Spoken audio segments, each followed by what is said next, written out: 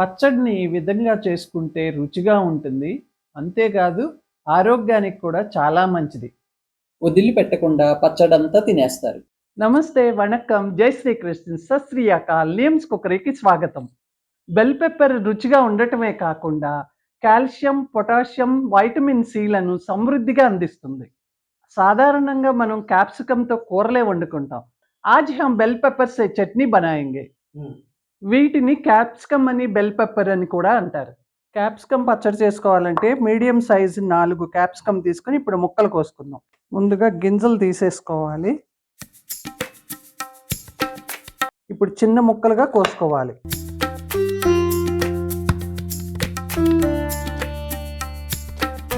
Medium size టొమాటోలు 2 తీసుకుని చిన్న ముక్కలుగా కోసుకుందాం.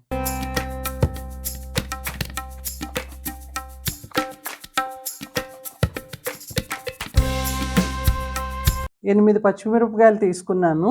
ఇలా మధ్య కట్ చేసుకుంటే వేయించేటప్పుడు పేలి మీద పడకుండా ఉంటాయి. పచ్చడికి కావాల్సినవి అన్నీ కోసుకోవటం అయ్యింది. ఇప్పుడు వేయించుకోవటం మొదలు పెడదాం. ఇప్పుడు 1 టీ స్పూన్ నూనె వేసుకుందాం. ముందుగా 1.5 టేబుల్ స్పూన్ ధనియాలు వేసి వేయించుకుందాం. మంచి సువాసన వచ్చే వరకు ధనియాలు వేయించుకోవాలి. ధనియాలు వేయించుకున్న తర్వాత 1 టీ స్పూన్ జీలకర్ర. ఇప్పుడు 2 టేబుల్ స్పూన్లు నువ్వులు. ఈ నువ్వులు కూడా మంచి సువాసన వచ్చి చిటపటలాడే వరకు వేయించుకోవాలి.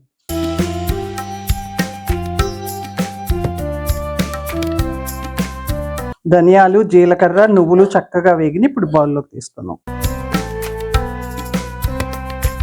మళ్ళీ 1 టేబుల్ స్పూన్ నూనె వేసుకుందాం. ముందుగా పచ్చిమిరపకాయలు వేసి వేయించుకుందాం.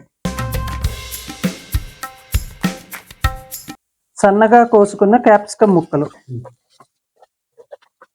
ఈ క్యాప్సికమ్ ముక్కల్ని 5 నిమిషాలు వేయించుకోవాలి. క్యాప్సికమ్ని తరచుగా వాడుతుంటే మెమరీ లాస్ రాకుండా ఉంటుంది, బ్లడ్ షుగర్ని కూడా తగ్గిస్తుందంటారు. క్యాప్సికమ్ ముక్కలు వేగిని ఇప్పుడు టొమాటో ముక్కలు వేసుకుందాం. ఈ టొమాటో ముక్కలను కూడా చక్కగా మగ్గించుకోవాలి. ఈ ముక్కల మీద మూత పెట్టుకుంటే తొందరగా ముక్కలు మగ్గుతాయి. టొమాటో ముక్కలు కూడా చక్కగా మగ్గిని ఇలా చింతపండు శుభ్రంగా కడుక్కొని చిన్న ఉసిరికాయ అంత చింతపండు తీసుకుని దీనిలోనే వేసుకుందాం. 1 నిమిషం పాటు అలా.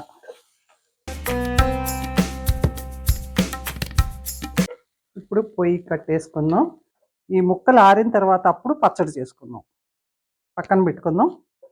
మిక్సీ జార్ తీసుకుని ముందుగా వేయించుకున్న నువ్వులు, జీలకర్ర, ధనియాలు వేసి వేయించుకుందాం. ఇప్పుడు వెల్లుల్లి వేసుకుందాం. వేయించుకున్న క్యాప్సికమ్ ముక్కలు, టొమాటో ముక్కలు ఆరిపోయినాయి. ఇప్పుడు దీనిలో వేసుకుందాం. రుచికి సరిపడా ఉప్పు వేసుకుందాం. కొంచెం కొత్తిమీర. పచ్చడిని బరకగా అంటే కచ్చా పచ్చగా గ్రైండ్ చేసుకోవాలి. ఇప్పుడు తాలింపు వేసుకుందాం. 1 టేబుల్ స్పూన్ నూనె వేసుకుందాం. 1/2 చెంచా ఆవాలు, 1/2 చెంచా మినప్పప్పు, 1/2 చెంచా జీలకర్ర, 2 చిటికెలు ఆవపిండి, 1/2 టీ స్పూన్ పసుపు, కరివేపాకు తుంచి వేసుకుంటే బాగుంటుంది. ఇప్పుడు ఈ పచ్చడి అంతా దీనిలో వేసుకుందాం.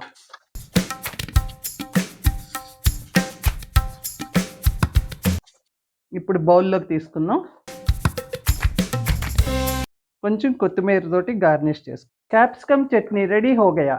ఈ క్యాప్సికమ్ చట్నీ అన్నంలోకే కాకుండా ఇడ్లీలోకి, దోశలకి చాలా రుచిగా ఉంటుంది. ఇప్పుడు వేడి వేడి అన్నంలో కలుపుకుందాం.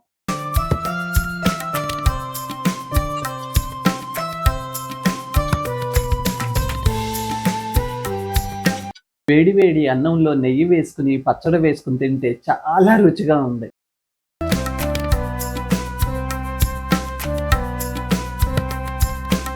ఈ క్యాప్సికమ్ చట్నీ వీడియో గనక మీకు నచ్చినట్లయితే వెంటనే మీరు కూడా ట్రై చేయండి. కామెంట్స్ పెట్టండి. నియమ్స్ కుకరీకి సబ్స్క్రైబ్ చేయండి. ధన్యవాదాలు.